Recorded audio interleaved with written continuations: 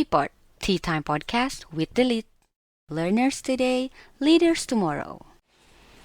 Halo The Leaders, selamat datang di Delete Podcast. Learners today, leaders tomorrow. Bersama saya Rifki Akbar, host untuk podcast episode kali ini. Sebagai informasi awal, Delete Podcast merupakan program yang sedang dikembangkan sebagai salah satu media bagi kami, Delete, dalam rangka diseminasi ilmu pengetahuan dan pengembangan di bidang legal serta leadership di Indonesia. Pada episode ini, kita kedatangan Junior Associate Lawyer dari Dewi Jalal & Partners, alumni Fakultas Hukum Universitas Indonesia, Novaldi Ramadhani Farid. Halo Bang. Halo Bang Novaldi, gimana kabarnya nih? Alhamdulillah baik Bang. Abang sendiri gimana Bang kabarnya Bang? Alhamdulillah baik juga. Alhamdulillah baik selalu. Sehat selalu ya Bang. Siap. Iya. Berkenan dipanggil Bang, Mas, Kak, atau gimana nih? Biasa di kampus kalau budaya di FAUI panggilannya Bang. Jadi kayaknya Bang aja nggak apa-apa kali ya. Oh begitu. Iya. Oke. Bang Valdi, boleh dong diceritain ke The Leaders kesibukan sebagai lawyers itu seperti apa sih Bang? Oh oke. Jadi kalau misalkan kita sebagai lawyers itu kan pada dasarnya kita ini adalah konsultan hukum ya. Jadi memang kalau untuk yang saya lakukan sendiri ya, karena saya di sini di Dewi Jalal & Partners ini saya handle di bagian corporate. Jadi memang biasa berhubungan dengan korporasi-korporasi yang menjadi klien dari DDP. Nah untuk apa secara spesifik yang dilakuin sebenarnya itu beragam banget. Tergantung apa kebutuhan dari si corporate tersebut. Bisa aja mereka minta untuk diberikan pendapat hukum, maka di sini kita akan menyediakan legal opinion. Atau mungkin mereka perlu untuk membuat perjanjian antar beberapa pihak, jadi kita diminta untuk kontrak drafting seperti itu. Jadi sebenarnya beragam banget sih pekerjaannya sesuai dengan kebutuhan klien seperti itu. Oh, berarti Bang Valdi ini sibuk sekali ya? Alhamdulillah, kalau berat sekali sih ya enggak ya. Cuman memang kita kan mengusahakan yang terbaik lah. Semoga kliennya puas dengan jasa konsultasi kita. Seperti itu sih Bang. Ah, begitu. Di waktu-waktu luang itu masih ada nggak sih Bang? Atau benar-benar tight dengan jadwal yang ada? Ya orang kan biasanya bilang kalau lawyers itu gak punya kehidupan lain gitu ya. Tapi kalau dari saya sendiri, alhamdulillahnya masih sempat untuk yang ngelakuin kegiatan-kegiatan yang memang saya suka gitu. Karena kebetulan saya hobi musik, jadi kayak nyempet-nyempetin untuk seenggaknya datang-datang ke acara musik, acara-acara konser. Kalau ada artis-artis besar atau artis internasional yang datang ke Indonesia gitu, itu masih kalau bisa nyempetin datang sih Bang, karena emang suka gitu. Oh gitu ya, sebagai refreshment juga ya. Iya benar. Nonton konser itu terakhir kapan Bang? Nonton konser terakhir itu tahun lalu. Tahun lalu konser. Oh ini Bang, Coldplay. Oh Coldplay. Iya Bang, nonton nggak? Wah kebetulan saya nggak nonton lagi. Aduh, tuh karena, sayang banget itu. Iya, karena lihat hype-nya di media sosial itu sangat luar biasa sekali. Dan melihat animo masyarakat juga tinggi sekali. Apalagi itu kan kali pertama ya Coldplay datang ke Indonesia. Itu kali pertama Coldplay datang ke Indonesia. Dan emang tahun lalu ya itu kerasa banget hype-nya parah, itu kayak semua orang pengen banget datang. Apalagi di Indonesia itu kan cuma sehari ya. Sedangkan di negara-negara lain itu bener-bener bisa berhari-hari. Nah itu makanya kalau kita ngomongin orang rebutan tiket itu bisa gila-gilaan di situ Bang. Oh gitu. Berarti dengan tingginya animo masyarakat itu peluang ya bagi oknum-oknum calo tiket nih. Biasanya kan pengunjung-pengunjung konser ini kan mendapatkan tiket nggak cuman dari loket resmi. Memang viral juga banyak terjadi penipuan tiket seperti ini. Ketika kemarin di konser Coldplay, Bang Valdi dapat tiketnya dari mana Bang? Kalau tiketnya pasti beli dari situs resminya yang disediakan oleh penyelenggara sih Bang. Enggak, karena alhamdulillah menang war tahun lalu. Oh gitu. Iya, jadi kayak emang seneng banget bisa menang warnya dari ratusan ribu orang yang mau datang ke konser itu alhamdulillah sih bisa dapat langsung tiketnya dari situs resmi. Dari kacamata pengunjung memang kan bagusnya dapat tiket dari situs resmi atau loket resmi. Benar. Nah, tapi kenapa sih Bang pengunjung-pengunjung konser itu ada aja yang milih beli di calo? Padahal kan calo itu apa ya? Bisa dikatakan ada kemungkinan mereka melakukan penipuan. Sebenarnya ya kalau misalkan kita tanya nih ya ke masing-masing orang, mau beli tiket resmi apa di calo? Kayaknya sih pasti semua orang jawabnya mendingan beli di resmi ya, karena iya, betul. Pasti lebih aman, harganya nggak dimain-mainin. Tapi itu dia, karena adanya keterbatasan dan hype-nya ini sangat besar banget. Makanya orang kalau dia udah nggak dapet beli tiket di situs resmi, kadang dia cari alternatif tuh. Ada aja cari di calo mungkin ya, atau mungkin cari di orang lain yang nggak jadi nonton dan ngejual. Bener-bener. Kayak gitu sih bang. Makanya kenapa orang kok ada aja yang belinya nggak dari situs resmi, ya karena demand-nya tinggi banget. Semua orang mau, tapi kapasitasnya terbatas. Udah gitu kalau kita untuk dapetin tiket ya, biasanya kalau di bahasa bahasa umumnya ya, kalau orang mau konser tuh ada yang namanya war ticket. Jadi emang itu akan ada nanti suatu waktu di suatu tanggal dan di jam tertentu ditentukan oleh penyelenggara. Di sana kita harus bareng-bareng login di suatu situs untuk beli tiket konser. Jadi kita emang ratusan ribu orang ngantri di satu situs yang sama untuk beli tiket gitu. Ya, pasti banyak banget yang gak kebagian.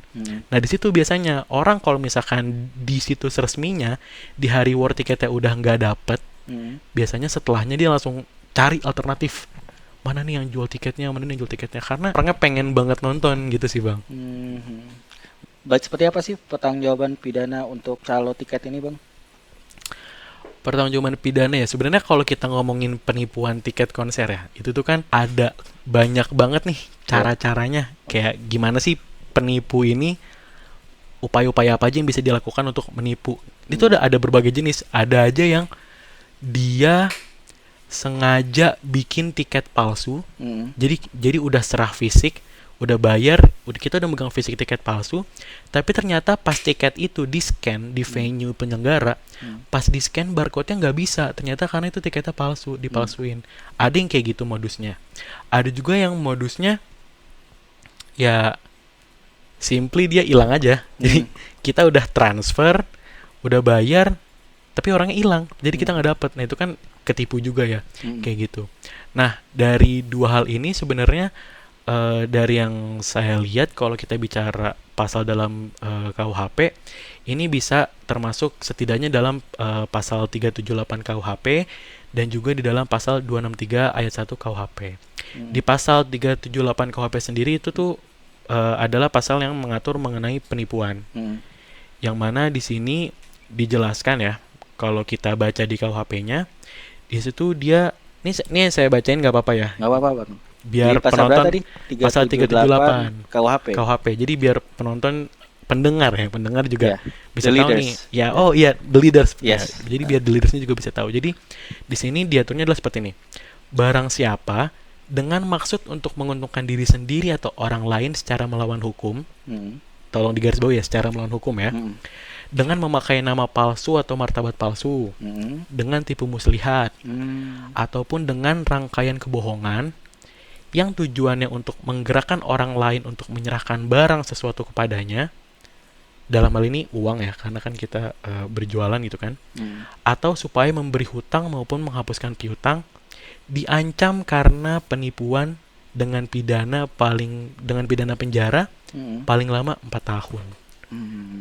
Jadi buat teman-teman ya, the leaders, semoga the leaders ini nggak ada yang kepikiran untuk jadi calo dan menipu ya, karena kan pasti ini pendengar-pendengar yang cerdas. Nah jadi buat itu memang ancamannya 4 tahun, lama banget tuh bang. 4 tahun. Iya. Luar Nah biasa. yang satu lagi di pasal 263 KUHP ini tentang pemalsuan surat. Jadi yang tadi saya ceritain, kalau dia memasukkan tiketnya itu bisa masuk ke dalam delik pemalsuan surat. Nah adapun di sini bunyi pasalnya adalah barang siapa membuat surat palsu atau memasukkan surat yang dapat menimbulkan suatu hak, perikatan atau pembebasan utang, atau yang diperuntukkan sebagai bukti daripada suatu hal dengan maksud untuk memakai, atau menyuruh orang lain memakai surat tersebut seolah-olah isinya benar dan tidak dipalsu, diancam jika pemakaian tersebut dapat menimbulkan kerugian karena pemalsuan surat dengan pidana penjara paling lama 6 tahun. Jadi lama juga. Yang satu kalau penipuan biasa dia 4 tahun, kalau dia plus ini ya, kalau dia pakai pasal penipuan pemalsuan surat, dia ancaman pidananya 6 tahun bang. Seperti Oke. itu. Berarti dari ketentuan pidananya sendiri juga sudah ada ya Bang ya. Sudah pasti udah ada. Dari KUHP ada 2 unsur itu, bisa penipuan pasal 26 berapa tadi Bang? Pasal 263. 263, pasal 263 dan pasal untuk penipuan dan 378. Iya, Seperti itu 378 untuk penipuannya, betul. Untuk hukumannya sendiri berarti oknum calo tiket ini bisa dipidana 4 sampai dengan 6 tahun seperti itu Bang ya. Nah, dari sisi konsumen, mereka korban-korban penipuan tiket ini apakah bisa dimintakan ganti rugi ke pelaku calo tiket ini Bang? Oke, jadi kalau misalkan kita mau menempuh jalur hukum ya, sebenarnya kita juga harus pilih nih, karena outputnya bisa beda. Kalau kita mau pilih jalur A, outputnya A. Kalau kita pilih jalur B, outputnya B. Contohnya gini, jadi kalau misalkan si pelakunya ini kita bawa lewat jalur pidana, maka dia dampaknya adalah dia di penjara. Nah, tapi apakah dengan dia di penjara itu kita sebagai konsumen udah merasa puas gitu kan? Betul. Karena kan ada nih orang kayak, udahlah saya nggak peduli uangnya balik apa enggak, yang penting dia di penjara atau yang penting dia dihukumkan, ada yang kayak gitu. Tapi ada juga yang sebenarnya dia nggak peduli deh pelakunya mau diapain, yang penting uang saya balik, kan kayak gitu. Nah, jadi di sini memang langkah hukum yang bisa kita ambil adalah yang pertama, udah pasti karena ini adalah tindak pidana penipuan, maka dia akan diproses secara pidana. Yang mana tadi udah kita jelasin kan di pasal penipuan dan juga mungkin pasal pemalsuan surat ya. Kalau misalkan memang tindakannya melibatkan pemalsuan surat, maka si pelaku ini yang nanti jadi terdakwa, dia akan diproses secara pidana, yang mana nanti endingnya adalah ancaman penjara. Lalu pertanyaannya, kalau misalkan sudah diproses secara pidana, apakah kita nih sebagai korban sudah tidak punya hak untuk menggugat secara perdata? Jawabannya itu ternyata masih bisa. Oh gitu. Jadi dengan diproses secara pidana itu tidak menghilangkan hak kita untuk menggugat dia secara perdata. Seperti itu. Jadi kalau misalkan memang konsumen ingin mendapatkan kembali ganti ruginya atas kerugian yang dia derita, maka dia bisa mengajukan gugatan secara perdata. Seperti itu. Nah, pun ternyata tidak perlu satu-satu. Ternyata bisa juga memang di sini dalam hal-hal tertentu perkara perdata dan perkara pidana itu digabungkan. Gitu. Jadi memang sudah ada aturannya di pasal 98 ayat 1 KUHP, yang mana bunyinya akan saya bacakan. Jadi di sini, jika suatu perbuatan yang menjadi dasar dakwaan di dalam suatu pemeriksaan pidana oleh pengadilan menimbulkan kerugian bagi orang lain, maka hakim ketua sidang atas permintaan orang itu dapat menetapkan untuk menggabungkan perkara gugatan ganti kerugian kepada perkara pidana itu. Jadi digabung nih. Jadi perkara pidananya jalan, perkara perdata untuk mengganti kerugiannya juga jalan. Seperti itu. Oke, berarti begitu ya Bang. Artinya sebagai konsumen kita tuh benar-benar harus hati-hati ya, karena kan tiket konser itu gak murah gitu. Betul banget. Banyak orang nabung berbulan-bulan demi tiket konser, tapi kalau akhirnya kalian kena tipu kan, aduh, pusing banget gak sih? Benar-benar kasihan tuh yang udah nabung berbulan-bulan terus ternyata beli tiket dicalo dan palsu lagi Tipu tiketnya. lagi. Ya kan, aduh, kasihan banget. Makanya teman-teman pendengar nih, The Leaders ya. Yes. Hati-hati kalian kalau beli tiket konser, karena saya tahu harganya nggak murah.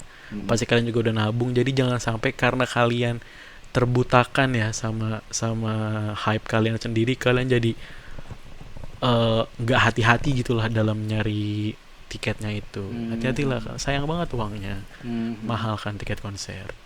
Oke Bang, terakhir Bang, sebagai untuk pengetahuan The Leaders dan kita semua, gimana nih caranya atau tips and trick untuk membeli tiket konser secara aman, jadi kita tidak tertipu oleh modus-modus oknum-oknum calo ini Bang?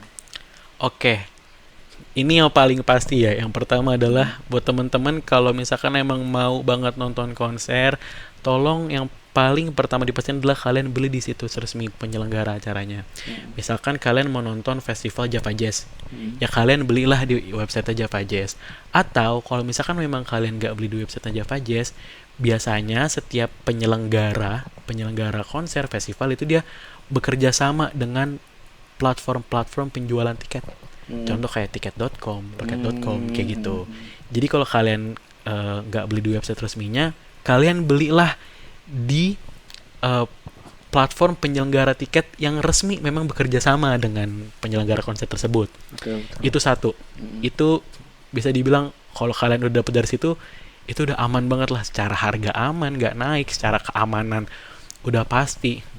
Dan untuk mempersiapkan itu, jangan lupa kalian siapin internetnya kenceng. Karena saingannya itu nggak cuman 1.000-2.000 orang, benar-benar bisa ratusan ribu gitu. Jadi pastiin internet kalian kencang supaya kalian pas war tiket di rumah itu bisa dapat antrian di awal-awal. Kayak gitu. Udah, itu cara paling aman. Sebenarnya kalau mau ngasih saran, pengennya stop sampai situ doang. Tapi kan, aduh gimana nih Kak, gak dapet nih gitu kan. Gak dapet di laman resminya gitu. Oke, kalau misalkan kalian udah war tapi kalian gak dapet, ya mungkin alternatif pertama adalah coba kalian cari teman-teman kalian sendiri dulu nih. Teman-teman kalian sendiri yang memang mereka udah beli tiketnya tapi ternyata mereka cancel, nggak bisa jadi ikut acaranya. Nah, cobalah kalian dari orang-orang yang kalian kenal dulu. Seenggaknya udah secure dulu di situ. Oh, ini orangnya saya kenal. Ya insya Allah nggak nipu ya kalau orangnya kenal ya kan. Kalau misalkan nipu juga ya seenggaknya kenal lah gitu. Gampang kan, nggak usah nyari orangnya, pelakunya segala macam. Jadi coba cari di teman terdekat dulu, karena biasanya suka ada tuh kalau kita lihat di sosial media, biasanya ini kalau orang mau jual tiket tuh kodenya WTS, asik, want to sell, kayak gitu biasanya. Nah itu banyak tuh kayak gitu. Biasanya udah deket-deket hari konser, ada ternyata orang jadwalnya bentrok, terus dia tiba-tiba upload status WhatsApp atau mungkin upload story Instagram atau dia nge-tweet di Twitter, WTS want to sell tiket Coldplay, tiket apa Korea Blackpink segala macam kayak gitu. Oke, selanjutnya kalau misalkan emang ternyata temen juga nggak ada nih, gitu, nggak ada yang dapet, ya kalau dari saya sih ya, kalau misalkan memang pada akhirnya teman-teman saking pengennya nih terpaksa untuk harus beli dari calo atau beli dari orang yang kalian belum kenal di internet. Salah satu hal yang pasti itu adalah kalian harus pastiin banget itu orangnya asli, itu orangnya gak nipu, entah gimana pun caranya. Ini tetap beresiko juga sih pasti. Kalian pastiin banget. Nah, kalau misalkan kalian tiketnya ini dalam bentuk fisik, kalau saran dari aku sih coba untuk kalian belinya di sistem ini COD. COD kan, jadi jangan mau tiketnya dikirim lewat Gojek, tiketnya dikirim dari apa terus kalian transfer. Enggak. Kalau misalkan memang tiketnya secara fisik, kalau bisa diusahain COD, kalian ketemuan antara pembeli dan penjual, terus kalian serah terima tiket dan uang, itu seenggaknya bisa lebih aman dibandingkan kalian transaksinya full secara online. Kayak gitu. Ya sebenarnya pada intinya ya, semua hal yang barusan saya saranin di luar dari beli tiket di website resmi itu pasti tidak direkomendasikan.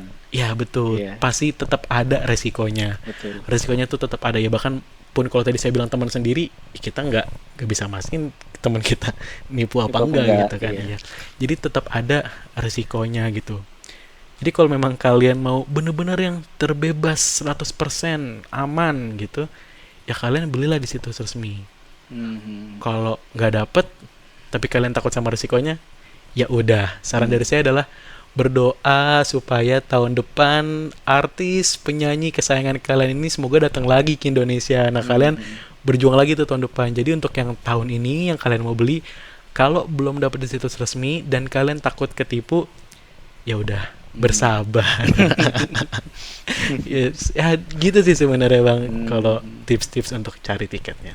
Oke, jadi kepada the leaders, ya ini suatu sharing pengalaman dan ilmu yang sangat bagus sekali. Jadi bagi kita yang memang sangat interested, jadi memang kita punya hype, kita memiliki ketertarikan yang sangat tinggi terhadap konser, tapi jangan lupa juga untuk berhati-hati terhadap betul, hati-hati banget. oknum-oknum calo penjual tiket ini. Iya, uang nggak ngambil dari pohon ya sih. Betul. Kalian pasti nabung atau mungkin pasti ini pendengar The Leaders juga mungkin banyak yang adik-adik atau teman-teman masih kuliah Ya, belum punya penghasilan, pasti kan nabung ya. ya, Belum ada penghasilannya, minta ke orang tua. Jadi tolonglah kalian kalau ada spend, apalagi ini untuk hal yang sebenarnya nggak terlalu urgent, bukan kebutuhan sehari-hari, ya tolong digunakan dengan sangat bijak uang kalian itu. Hati-hati intinya itu. betul, betul. Oke, terima kasih Bang Fali untuk sharing Terima dengan The kasih Bang Leaders. Rifki. Terima kasih juga teman-teman The Leaders nih yang udah dengerin podcast kita ini ya. Ya, Beberapa menit ini semoga bermanfaat ya. ya, semoga bermanfaat dan let's close this.